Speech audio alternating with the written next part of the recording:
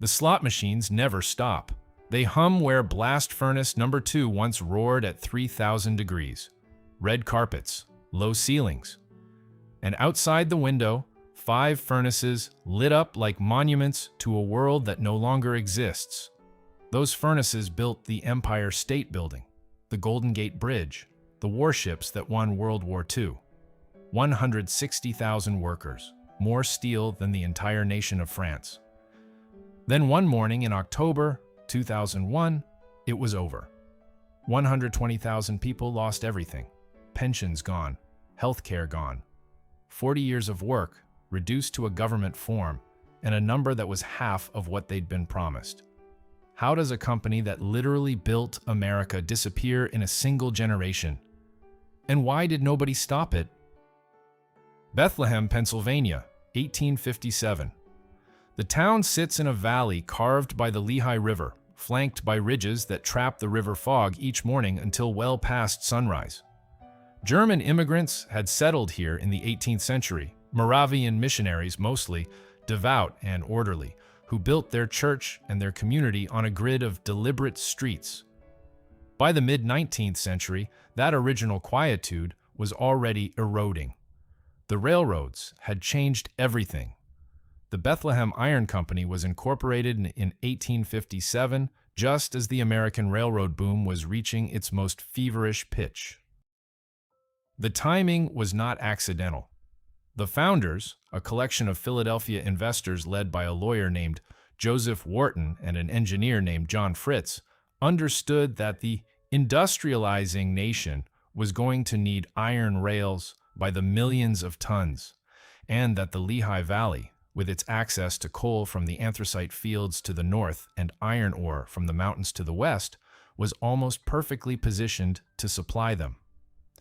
John Fritz was the man who actually built the thing. He was born in Chester County, Pennsylvania in 1822, the son of a farmer and amateur mechanic who taught his children that understanding how things worked was not merely useful, but morally necessary. An act of respect toward the physical world. Fritz had almost no formal education. He apprenticed at an iron forge at 16, worked his way through a series of increasingly complex ironworking operations, and arrived in Bethlehem at 38 with a reputation that preceded him by several states. He had a gift for mechanical systems that bordered on the uncanny. He could look at a production line and immediately see the point of inefficiency the way a musician hears a wrong note, not through analysis, but through instinct. What Fritz did in Bethlehem over the following decades was, by any measure, extraordinary. He introduced a continuous rolling mill process that transformed iron production from a batch operation, slow, labor-intensive, inconsistent, into something approaching a river of metal. His 3-high rolling mill, developed in the early 1860s, was adopted by steel mills across the United States and Europe. He did not patent it. He simply shared it, because in his understanding, the purpose of an innovation was to be used. Here is the thing about John Fritz that makes him both admirable and instructive for what came later. His genius was entirely operational. He understood the machinery. He understood the metallurgy. He understood the workers and the workflow and the physics of heat and pressure. What he was less equipped to understand, and what would eventually become the central tension in Bethlehem's corporate DNA, was the financial architecture of industrial competition. Fritz was a maker. The people who would eventually control Bethlehem Steel were dealers. The company reorganized and expanded in 1899, incorporating as the Bethlehem Steel Corporation under the control of industrialist Charles Schwab, not to be confused with the financial services founder of the same name. This Charles Schwab was a protege of Andrew Carnegie, the former president of Carnegie Steel, a man of extraordinary charm, extraordinary ambition, and an appetite for the spectacular that would both build and ultimately destabilize the institution he came to lead. By 1901, Bethlehem Steel was already something unusual. A company with world-class technical capabilities, an extraordinary physical plant, a workforce of remarkable skill, and a leadership culture that understood greatness in terms of what had already been achieved. These are the ingredients for either transcendence or catastrophe, depending on what comes next. What came next was a century. The deal that created modern Bethlehem Steel was made, according to the most reliable accounts, over a dinner at the University Club in New York City on December 12, 1900. J.P. Morgan had organized the event, a celebration in honor of Charles Schwab, then president of the newly formed U.S. Steel Corporation, the industrial combination that Morgan himself had engineered by purchasing Carnegie's steel empire for $480 million, the largest business transaction in American history to that point. The guests were the financial elite of the Gilded Age: bankers, industrialists, speculators in linen suits, men who moved capital the way engineers moved iron ore. Schwab gave a speech. It lasted 90 minutes and covered, with remarkable specificity, his vision for what the American steel industry could become with proper vertical integration, economies of scale, and technological investment. Morgan, by multiple contemporary accounts, was transfixed. He sought out Schwab afterward and reportedly said, "Tell me more." What is often omitted from the celebratory version of this story is what happened next. Within 3 years, Schwab had been essentially pushed out of U.S. Steel. His flamboyant lifestyle, his gambling, his construction of a palatial mansion on Riverside Drive in New York, all became sources of friction with the Morgan-aligned board. In 1903, Schwab acquired control of Bethlehem Steel for approximately $7.2 million, roughly $240 million in today's money, and he proceeded to rebuild it in his own image. Aggressive, vertical, spectacular, and slightly too large for its own prudence. The Schwab years, roughly 1903 to 1916, were a period of almost hallucinating expansion. Bethlehem acquired ore deposits in Cuba and Chile. It built a massive new shipbuilding facility at Sparrows Point in Maryland, which would eventually become the largest integrated steel plant in the Western Hemisphere. It developed a new beam rolling technology, the so-called gray beam process, that allowed the production of wide-flange structural steel sections that were dramatically superior to the riveted plate girders previously used in construction. This single innovation is not an exaggeration to call civilization-altering. It made the skyscraper economically feasible. Without Bethlehem's wide flange beams, the skyline of Manhattan looks different, possibly much lower. To put the company's position in perspective, by 1910, Bethlehem Steel controlled approximately 18% of the American structural steel market. In certain specialty, military and shipbuilding applications, its market share exceeded 40%. It employed, across all facilities, approximately 15,000 workers, a number that would more than triple within a decade. What Schwab built was not just a steel company. It was a system of dependencies. The surrounding towns depended on Bethlehem Steel for employment, for tax revenue, for the sense of purpose that comes from participating in something large. The workers and their families had organized their entire lives around the rhythms of the plant. The local banks held Bethlehem Steel paper. The local stores depended on Bethlehem Steel wages. This interdependency was, in the good years, a source of stability and community coherence. In the bad years, and the bad years were coming, though nobody knew it yet, it would become a source of catastrophic fragility. Schwab himself saw none of this coming. He was too busy building. The years between 1914 and 1919 were the making of Bethlehem Steel in the most literal financial sense. When the First World War began in August 1914, the United States was officially neutral, but the Allied powers, Britain, France, and their partners, needed military hardware, with an urgency that made commercial niceties irrelevant. Bethlehem Steel, uniquely positioned with its shipbuilding capacity and its expertise in armor plate and naval ordnance, became the primary American supplier to the Allied cause before American entry into the war. The numbers are staggering. Between 1914 and 1917, Bethlehem Steel's revenues grew from approximately $30 million annually to over $230 million, a figure representing, in 2024 dollars, something in the range of $5.5 billion in a single year. The company's workforce during this period doubled, then doubled again. The Bethlehem plant ran continuously, 24 hours a day, 7 days a week, in a roar of production that the surrounding community experienced as something between triumph and invasion. Walk through the South Side neighborhood of Bethlehem during those years, and you would have encountered a particular kind of American working life. Men on rotating shifts, whose entire existence was organized around the plant's schedule, women who measured their days by the sound of shift whistles, children who grew up understanding that the furnaces were as permanent and as fundamental as the weather. The company built housing, it built schools, it maintained a hospital, it ran a farm that supplied food for its workers. It was, in the language of the era, a company town, though the people who lived in it often preferred to think of it as a community that happened to have one very large employer. Eugene Grace took over day-to-day management of Bethlehem Steel in 1916 and would remain in control in one capacity or another until 1957. This is a crucial fact. Eugene Grace ran Bethlehem Steel for 41 years.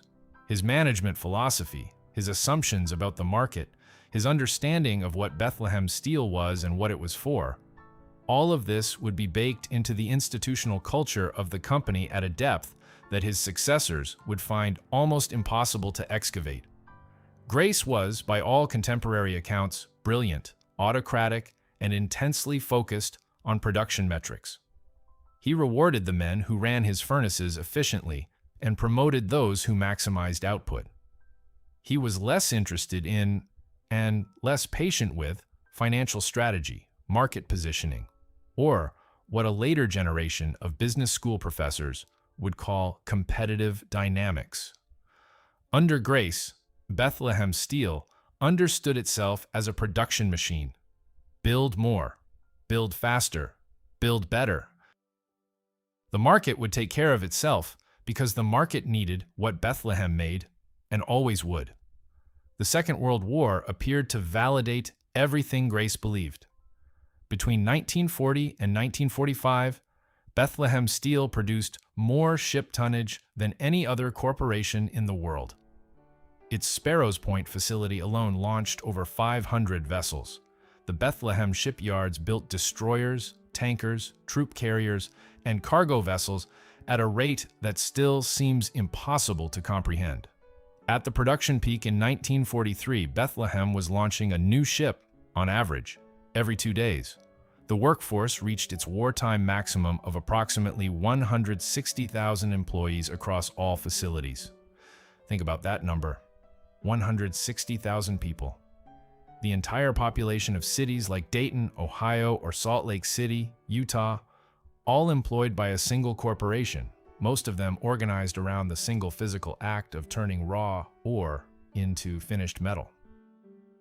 The war ended in 1945, and Bethlehem Steel emerged from it as the undisputed second-largest steel producer in the United States, behind only U.S. Steel. With a market share of approximately 16% of total American steel production and a global reputation that positioned it as a benchmark for industrial capability.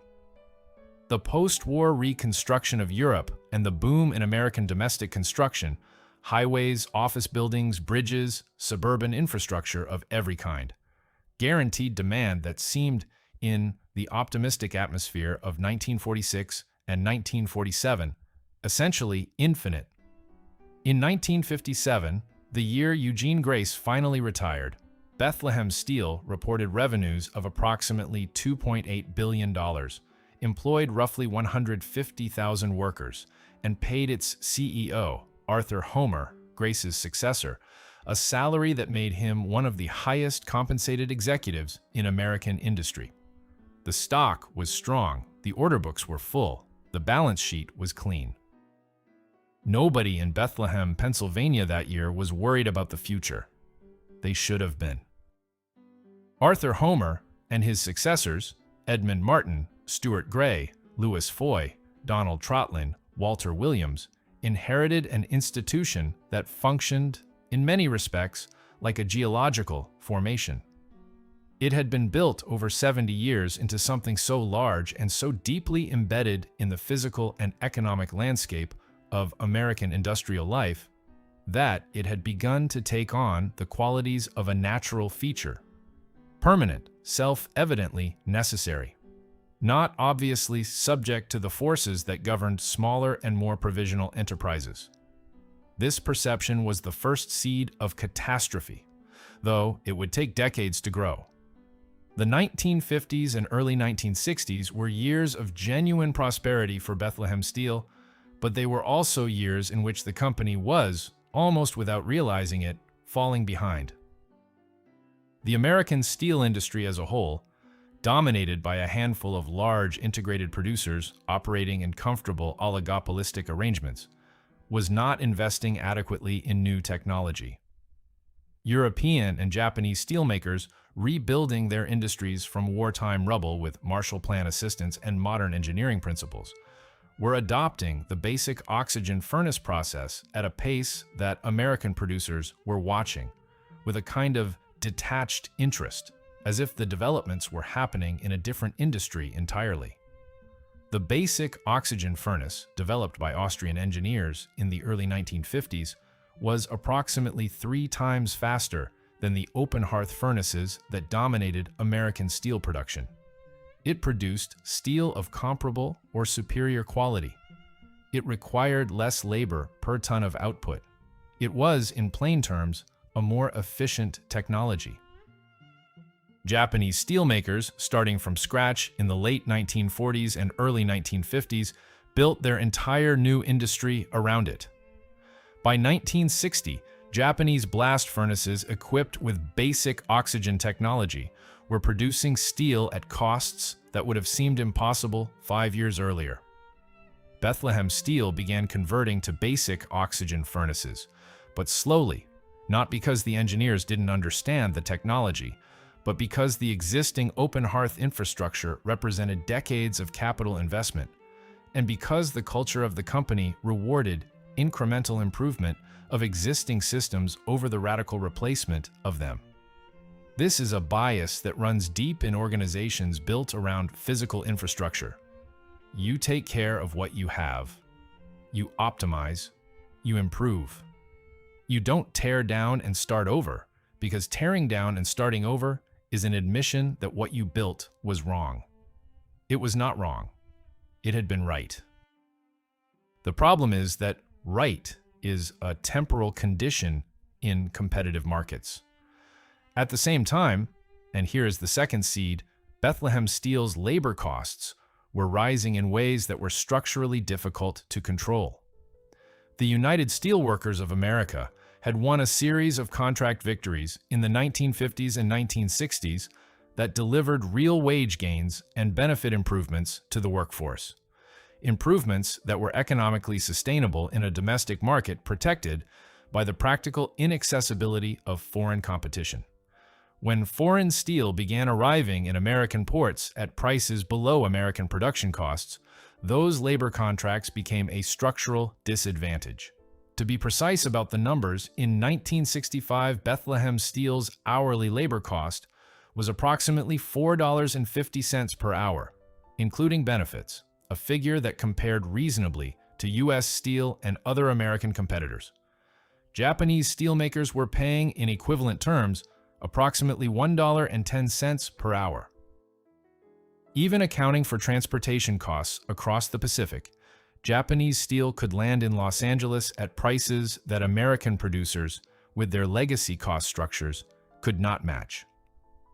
The third seed was geography, or more precisely, the relationship between Bethlehem's physical infrastructure and the evolving geography of the American economy. The great Bethlehem plants, Sparrows Point, Lackawanna, Bethlehem itself, had been built to serve the industrial economy of the northeastern United States at a time when that economy was the center of American manufacturing. The post-war dispersal of American industry, the growth of manufacturing in the South and Southwest, and later, the emergence of the Sun Belt as the primary engine of American population and economic growth, all gradually eroded the locational advantages that had originally made Bethlehem's plant locations optimal. None of these three seeds, technological lag, labor cost structure, locational mismatch, was individually fatal. Industrial organizations face competitive challenges regularly and survive them. What made Bethlehem's situation different was the fourth seed. The company's management culture had been optimized over 4 decades under Eugene Grace for a world that was becoming progressively less real. July 15, 1959. 500,000 steel workers across the American industry walked off the job simultaneously. It was the largest labor action in American industrial history, and it lasted 116 days, nearly 4 months. The issue was, ostensibly, a management proposal to reform work rules that the steelmakers argued were reducing productivity. The union argued the changes were an attack on job security. Both sides were right, and both sides were wrong. And the resolution, eventually imposed by a Taft-Hartley injunction under President Eisenhower, left the fundamental questions unanswered. Management agreed to maintain existing work rule structures in exchange for wage concessions. The union accepted the wages and kept the work rules. Everyone went back to the furnaces. What nobody adequately discussed in the post-strike negotiations was the steel that had been imported from Japan and Germany while the American industry was shut down. American manufacturers who needed steel during those 116 days, automakers, construction companies, appliance manufacturers, had discovered, some of them for the first time, that Japanese and German steel was available, was competitively priced, and was of acceptable or superior quality. The strike ended, and some of those customers came back, but not all of them, and the ones who didn't come back had learned something that would ultimately prove irreversible. American steelmakers were not the only option. The market share data from this period is instructive. In 1958, imported steel represented approximately 1.7% of American steel consumption. By 1968, a decade later, that figure had risen to 16.7%. The trend line was not ambiguous.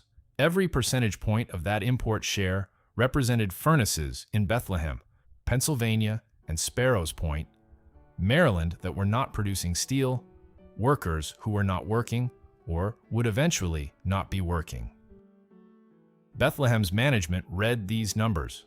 They were not oblivious, but the institutional response was to treat the import competition as a political problem rather than a strategic one, something to be addressed through tariffs and trade policy and lobbying rather than through fundamental changes to cost structure or technology investment or market positioning.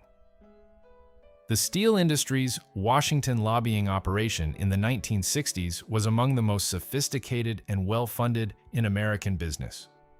It achieved partial successes: voluntary export, restraints negotiated with Japan in 1969, various forms of trade protection sought and occasionally won over the following decades. But it did not solve the underlying problem. It postponed the reckoning. This is, it must be said, a completely understandable institutional response. When you employ 150,000 people and your physical infrastructure is measured in billions of dollars, you don't casually volunteer for radical transformation. You protect what you have. You fight for time. You hope the competitive dynamics shift in your favor. These are not irrational choices. They are the choices that large institutions make when they are being slowly outcompeted, and they often buy enough time for survival. In Bethlehem's case, they bought approximately 30 years. 30 years is both a long time and not nearly enough. It is worth pausing here, the mid-1960s, the moment before the visible deterioration, to understand what Bethlehem Steel actually meant to the people who worked for it. Robert Kunkel started at the Bethlehem plant in 1962, fresh out of high school. Because his father worked there and his father's father had worked there, and because in South Bethlehem in 1962, working at the steel plant was not merely an employment choice, but something closer to a civic destiny. He ran a crane on the structural mill floor for 23 years before being promoted to shift supervisor. In interviews given after the plant's closure, he described the experience of working at full production in terms that were almost liturgical.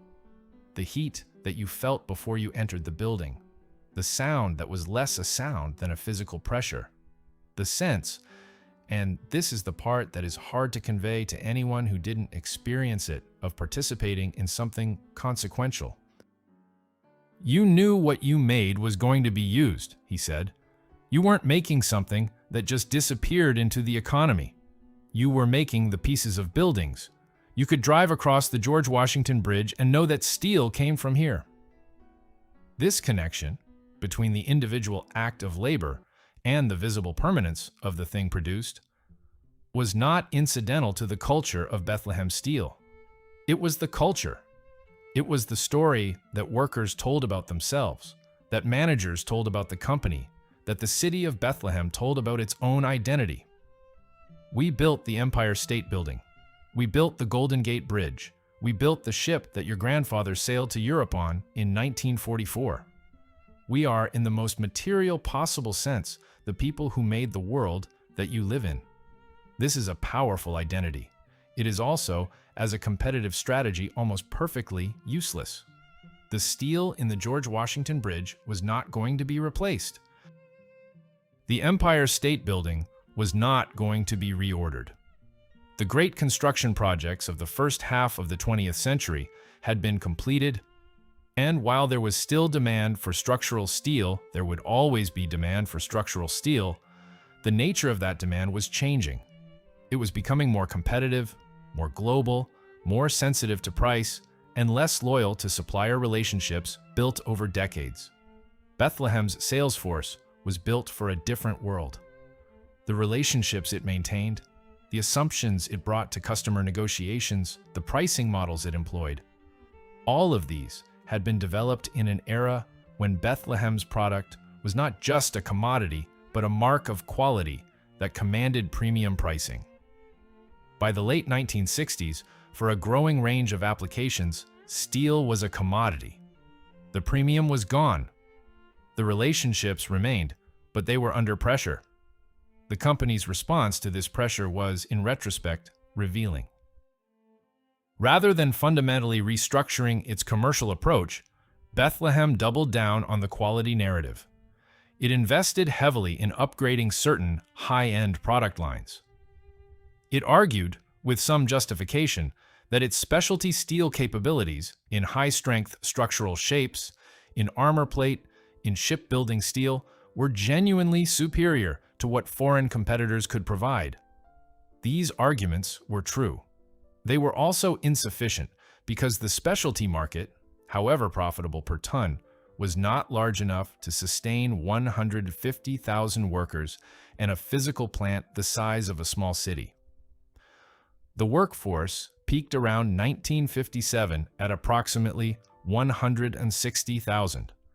By 1970, it had declined to around 115,000, still an enormous number, still a company of immense scale, but the direction of travel was now established. In 1969, a man named Ken Iverson became general manager of a small steel operation in Darlington, South Carolina, called Nuclear Corporation of America. It was losing money. The steel division was the worst performing part of a conglomerate that had already written off several of its other businesses. Iverson proposed to the board a strategy so simple that it initially seemed naive. Build small, build cheap, use scrap.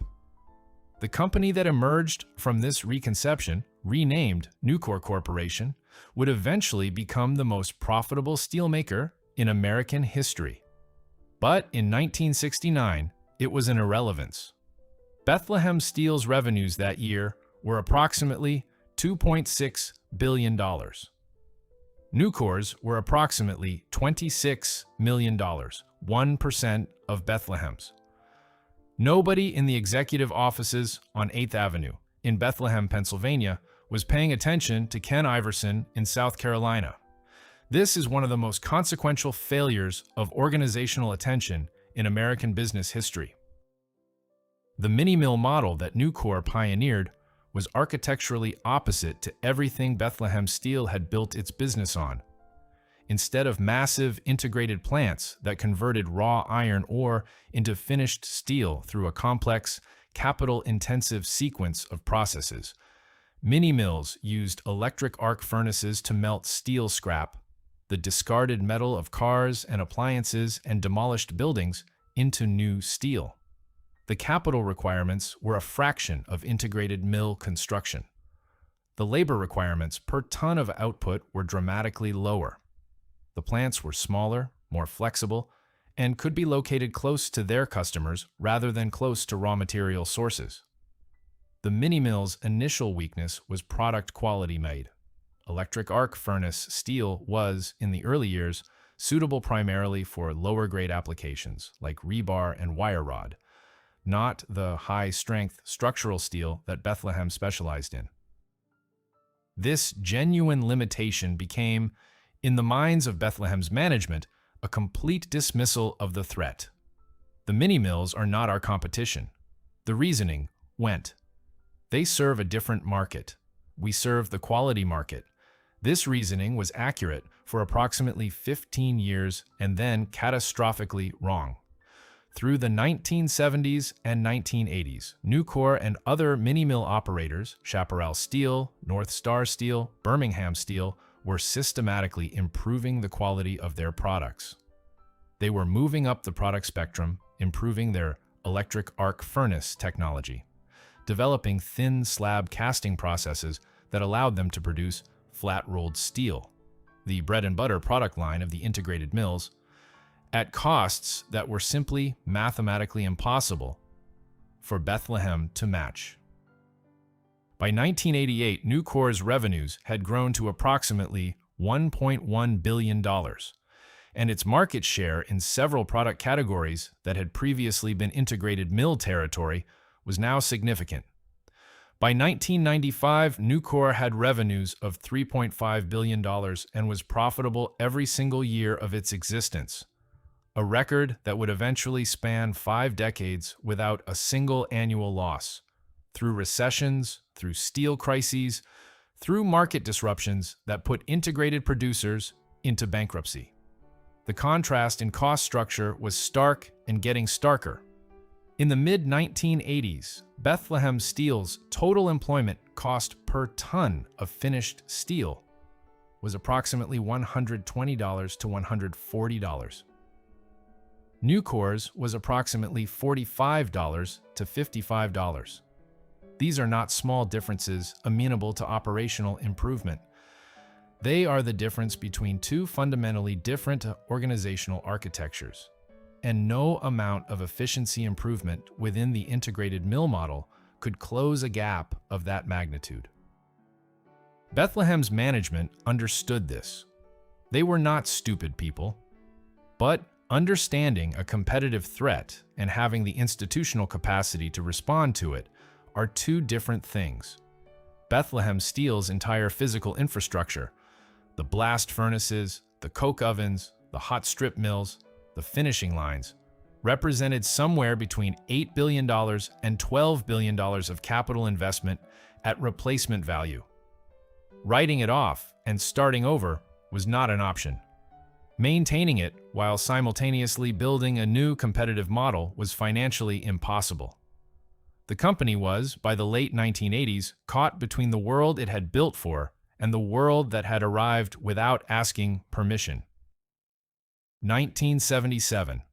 The Lackawanna plant outside Buffalo, New York, had once been the pride of Bethlehem's portfolio, a sprawling facility on the southern shore of Lake Erie that at its peak employed 22,000 workers and produced more than 4 million tons of steel annually. On a cold Tuesday in November 1977, Bethlehem Steel announced that it was closing Lackawanna's primary steelmaking operations. 7,000 people lost their jobs in the announcement. The total eventual job loss at Lackawanna reached approximately 10,000. The announcement was made in a press release. The workers learned about it from the radio. This sequence, the announcements, the closures, the radio-learned devastation, would repeat itself throughout the late 1970s and 1980s in a kind of industrial grief that the communities had no framework for processing. The towns around Bethlehem's plants had been built on the assumption of permanence. The houses, the schools, the churches, the stores, the entire social infrastructure, all of it had been constructed around the expectation that the steel plant would continue indefinitely, because it had always continued, because it had been there since before anyone living could remember, because things that fundamental don't disappear. Sparrows Point in Maryland, the largest integrated steel plant in the Western Hemisphere at its peak, stretching across 3,000 acres on a peninsula in the Patapsco River, employing at its maximum approximately 35,000 workers, began a long retrenchment that would see its workforce fall from 20,000 in the mid-1970s to fewer than 8,000 by the early 1990s. The financial numbers from this period tell a story of compounding distress. In 1977, Bethlehem Steel reported a net loss of $448 million. At the time, the largest annual loss ever reported by an American manufacturing company. The company responded with what it knew how to do. It cut capacity. It reduced workforce. It closed marginal operations. Between 1977 and 1987, Bethlehem eliminated approximately 70,000 jobs. This is a number that requires a moment of consideration. 70,000 people, in a decade, losing the work that had organized their lives, in communities that had no alternative employers of comparable scale. The company also invested selectively in modernization. The Burns Harbor plant in Indiana, the newest major facility in Bethlehem's portfolio, opened in 1964, received significant capital investment in the late 1970s and 1980s, and became, by most assessments, one of the most efficient integrated steel mills in the United States. This was not nothing. Burns Harbor's performance demonstrated that Bethlehem's operational capabilities, when applied to modern equipment, were genuinely competitive. But Burns Harbor was one plant. It could not compensate for the cost structure of the entire enterprise, the legacy pension and healthcare obligations that had been accumulating since the 1950s, and the continuing pressure from both foreign competition and the expanding mini-mill sector. In 1986, Bethlehem Steel reported a net loss of $150 million and eliminated its quarterly dividend for the first time since the Second World War. This was, for longtime shareholders and employees who held company stock in their pension accounts, a visible and deeply disorienting signal. Bethlehem Steel didn't eliminate its dividend. Bethlehem Steel was the kind of company that had paid its dividend through wars and recessions and labor strikes. The cancellation was not just a financial decision, it was a statement about the nature of reality. Walter Williams, who became CEO in 1986, was a trained metallurgist who had spent his career in the company's operations. He was not a restructuring specialist, he was not a financier. He was in the tradition of Bethlehem Steel management, going back to John Fritz, a man who understood how to make steel. What the company needed in 1986 was someone who understood how to make a radical structural transformation in the face of powerful institutional resistance. And those are not the same skill set. 1993. The trade data for that year shows imported steel at approximately 23% of American steel consumption, up from 1.7% 30 years earlier. The mini-mills now control roughly 36% of domestic steel production. Bethlehem Steel's revenues have fallen from their peak of over $6 billion in the early 1980s to approximately $4.3 billion. The workforce, which stood at 115,000 in 1970, is now below 25,000. These numbers, viewed in sequence, have the quality of a geological record, each layer compressing the one below it, each year's data making the previous year's crisis look, in retrospect, like merely the prelude to the next one. The strategic decisions made during the 1990s were, by the standards of the time, reasonable. Bethlehem Steel consolidated its operations around its most competitive assets. It invested in continuous casting technology. It negotiated new labor agreements that granted management more operational flexibility in exchange for employment guarantees. It explored joint ventures and partnerships with other integrated producers, most significantly, a proposed merger with U.S. Steel's parent company, USX, in 1991 that was ultimately abandoned. That might have created the scale necessary to compete more effectively against imports.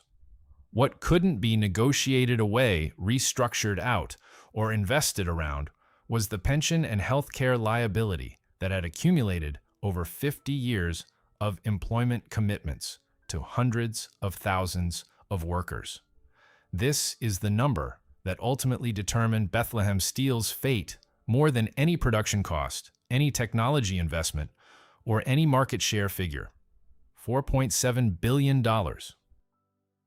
That was the estimated unfunded liability in Bethlehem Steel's pension and retiree health care obligations by the late 1990s.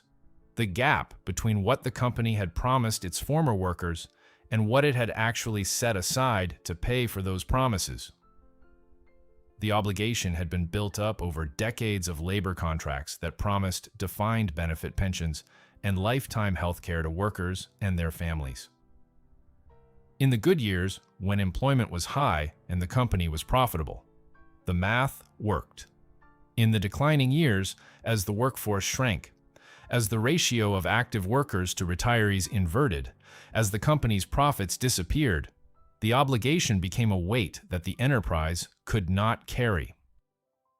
Every ton of steel that Bethlehem sold in 1998 or 1999 carried, embedded in its cost structure, a portion of this legacy obligation, payments owed to workers who had retired years or decades earlier, health care costs for people who had left the company before the Clinton administration.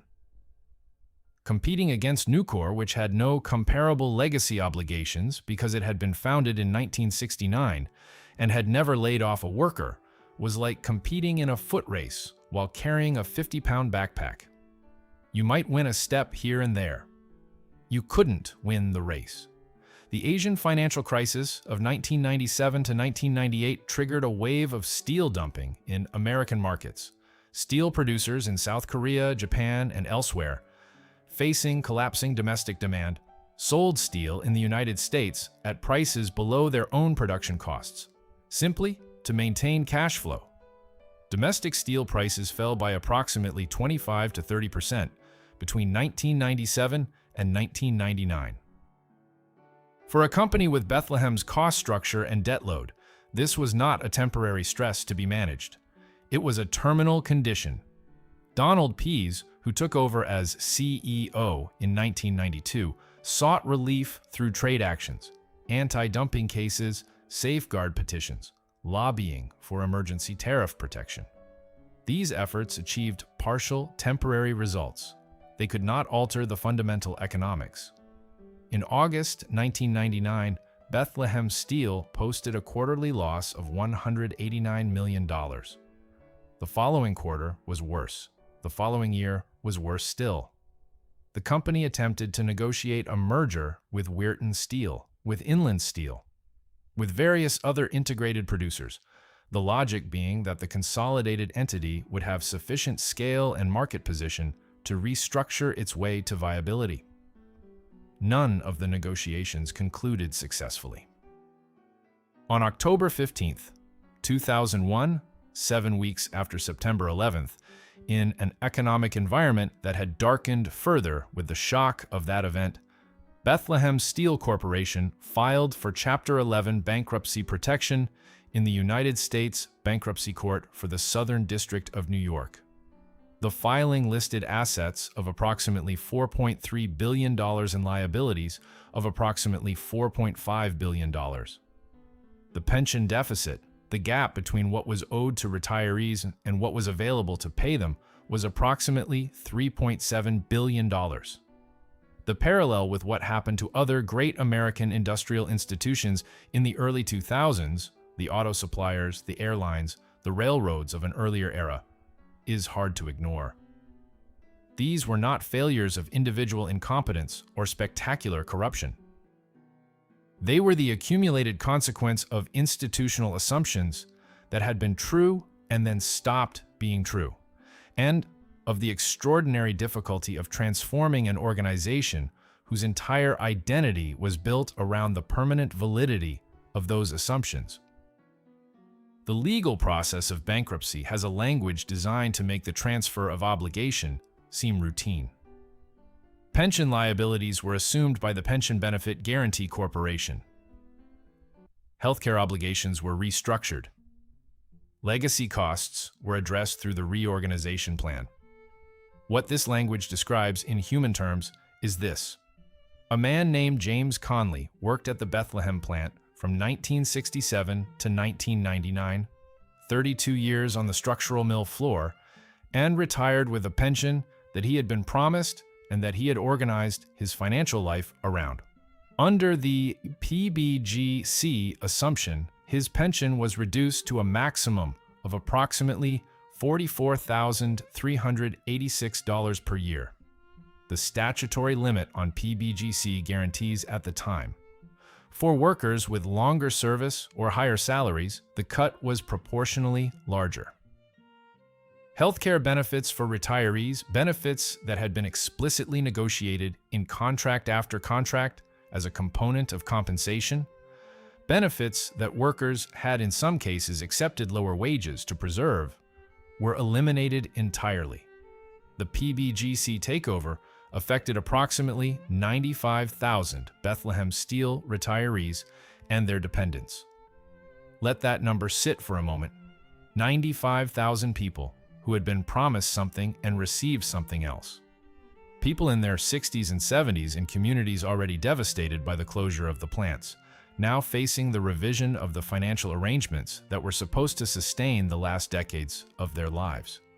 The total workforce loss across the Bethlehem Steel bankruptcy and subsequent dissolution, counting workers who had already been laid off in the preceding decades of retrenchment, workers who lost their jobs at the time of the filing, and workers at acquired facilities, is conventionally cited as approximately 120,000 jobs. This number understates the human reality because it doesn't count the secondary job losses. The suppliers, the service businesses, the retailers, the schools, and municipal governments that lost tax revenue. Studies of communities that experienced major steel plant closures in this period typically estimate that each direct manufacturing job lost removes 2 to 3 additional jobs from the local economy through multiplier effects. In Bethlehem, Pennsylvania, a city of approximately 72,000 people, the closure of the main plant removed the economic foundation that had supported the community for 140 years. The tax base contracted, retail businesses closed, population declined. The school district lost students and resources simultaneously. These are the compound effects of industrial collapse in communities that had no plan B because for 100 years they had never needed one. There are 4 lessons embedded in the story of Bethlehem Steel. They are not simple lessons, and they resist the kind of aphoristic compression that business narratives often aspire to. But they are real and they are transferable. The first lesson is about the difference between being excellent and being competitive. Bethlehem Steel was, by most measurable standards, an excellent manufacturer throughout most of its history. Its engineering capabilities were genuine. Its product quality in the categories where it competed was real. Its workforce was skilled and experienced. None of this was sufficient protection against a competitive environment that had changed the definition of what good enough meant. Excellence within a cost structure that the market will no longer support is not a competitive advantage. It is a consolation. What Japanese steelmakers and then mini-mill operators understood, and what Bethlehem was structurally unable to internalize, is that the customer does not pay for your history of excellence. The customer pays for today's price and quality. The accumulated legacy of the Empire State Building and the Golden Gate Bridge is not a line item on a purchase order. The second lesson is about the compounding cost of deferred decisions. Every year that Bethlehem Steel delayed a fundamental restructuring of its cost base was a year in which the gap between its cost structure and its competitors' cost structure widened. The pension obligations that ultimately proved fatal were not a sudden shock. They were the accumulated product of decades of labor contracts that were individually reasonable at the time of signing and collectively catastrophic in combination. The technology lag was not a sudden failure. It was the result of hundreds of annual investment decisions that each individually chose the path of incremental improvement over radical transformation. Institutions defer hard decisions because hard decisions are hard. They defer them because the short-term costs of action are certain and the long-term costs of inaction are probabilistic. They defer them because the people who would bear the cost of action, workers whose jobs would be eliminated, managers whose divisions would be restructured, have more immediate political power within the organization than the future shareholders and workers who would benefit from a timely transformation. This is not a pathology unique to Bethlehem Steel. It is a structural feature of large institutions. But Bethlehem Steel is one of the most complete illustrations of where it leads. The third lesson is about the limits of political solutions to economic problems.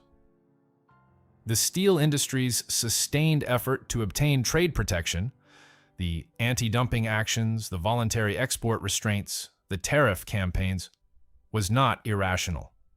It achieved real results. Steel tariffs and trade restrictions provided genuine, if temporary, relief from import competition at several points in the 1970s, 1980s, and 1990s. But they could not address the domestic competitive threat from the mini-mills, which was not subject to trade policy. And they could not change the underlying cost structure of the integrated producers. Every year of trade protection was a year in which the structural adjustment that the industry needed was postponed. A year in which the gap between Bethlehem's cost structure and Nucor's cost structure continued to widen, unaddressed. The instinct to seek political solutions when competitive solutions are too painful is universal and understandable. The problem is that political solutions operate on different timescales than competitive ones. Trade protection can slow the pace of competitive pressure. It cannot reverse it. The fourth lesson is specific to Bethlehem, and it is perhaps the most uncomfortable one. The story of Bethlehem Steel is, in part, the story of what happens when the identity of an institution becomes more important than its function. Bethlehem Steel did not think of itself as a commodity steel producer competing in a global market. It thought of itself as the company that built America. And this self-understanding, while historically accurate and emotionally resonant, was operationally paralyzing. You cannot fundamentally restructure something that you believe to be irreplaceable. You cannot make the cold-eyed decisions about capacity, about labor costs, about product mix, that competitive survival required, when those decisions feel like a betrayal of the institution's essential identity. The management of Bethlehem Steel was, by all available evidence, made up of intelligent and dedicated people. They were not villains. They were stewards of an identity étroite, and the identity was incompatible with the transformation the business required. This is the lesson that is least specific to steel and most broadly transferable. The danger is not ignorance of competitive threats. The danger is the self-understanding that makes it emotionally impossible to respond to them. The blast furnaces are lit at night now for aesthetic effect. The Wind Creek Bethlehem Casino opened in 2009 on the site of the former plant. It employs approximately 2,000 people. The Steel Stacks Arts and Entertainment Campus, built in the shadows of the furnaces, which have been preserved as architectural features, hosts concerts, festivals, film screenings, and a Christ Kindle marked. Every December that draws visitors from 3 states, the Arts Quest Cultural Center runs programming year-round. The National Museum of Industrial History occupies a portion of the former facility. It is, by any reasonable standard, a more thoughtful, adaptive reuse of an industrial site than most American cities have managed. The furnaces are genuinely magnificent as objects. Their scale, their functional logic made visible in the arrangement of pipes and chambers and supports, their amber illumination against the Pennsylvania night. The people who designed the preservation and the lighting did their work well. Sparrows Point in Maryland was sold, resold, stripped of its equipment, and partially demolished. The land is being developed for a logistics park, warehouses and distribution centers that employ workers at a fraction of the wages and benefits that steel mill workers once earned. The peninsula on the Patapsco River that once launched hundreds of warships is now being prepared for the storage and distribution of goods manufactured elsewhere.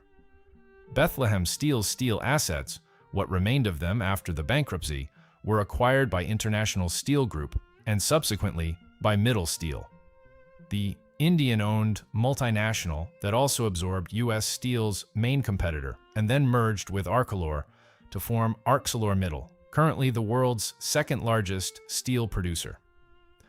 The Burns Harbor plant in Indiana, Bethlehem's most modern facility, still produces steel under ArcelorMittal's banner. It employs approximately 3,500 workers. At its peak, under Bethlehem ownership, the same facility employed over 7,000. The 95,000 retirees whose pensions were absorbed by the PBGC, many of them are no longer alive. The ones who remain are in their 80s and 90s. They are not, for the most part, angry in the ways that anger presents itself in public discourse.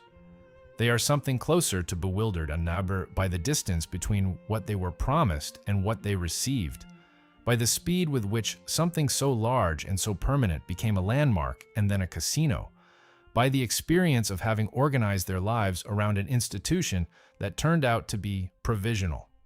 In 2002, the year after the bankruptcy filing, a retired Bethlehem steelworker named Frank Beham testified before a congressional committee considering pension protection legislation.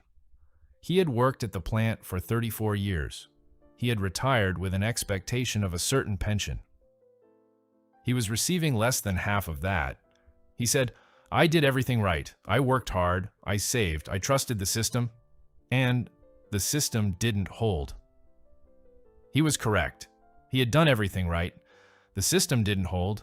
The question of who is responsible for that, the management that deferred necessary transformations, the unions that protected work rules that increased costs, the politicians who substituted trade protection for structural adjustment, the financial system that allowed legacy obligations to accumulate beyond the point of sustainability, is not one that admits of a clean answer.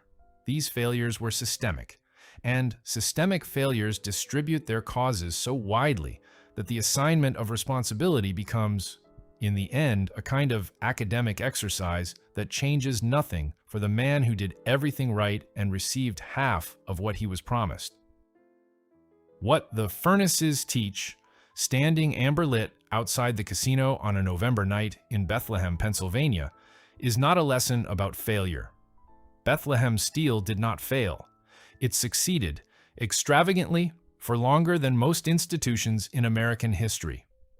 The Golden Gate Bridge is still standing. The Empire State Building is still standing. The warships it built in 1943 won a war. The wide flange beams it developed transformed the built environment of the 20th century. What the furnaces teach is about duration, about the difference between the lifespan of a structure and the lifespan of the institution that built it.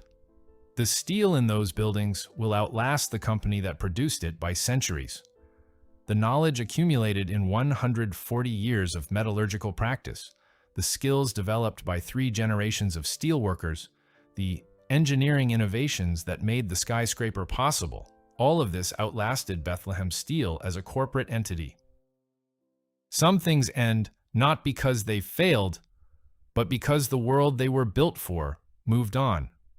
The question that Bethlehem Steel could never quite resolve, and that every institution of comparable scale and historical depth eventually faces, is whether moving with the world requires becoming something so different from what you were that the continuity of identity is lost entirely. They kept the furnaces. They lit them up at night. Maybe that is the most honest answer available. Some things are worth preserving as memory, even when they can no longer function as present. The slot machines never stop.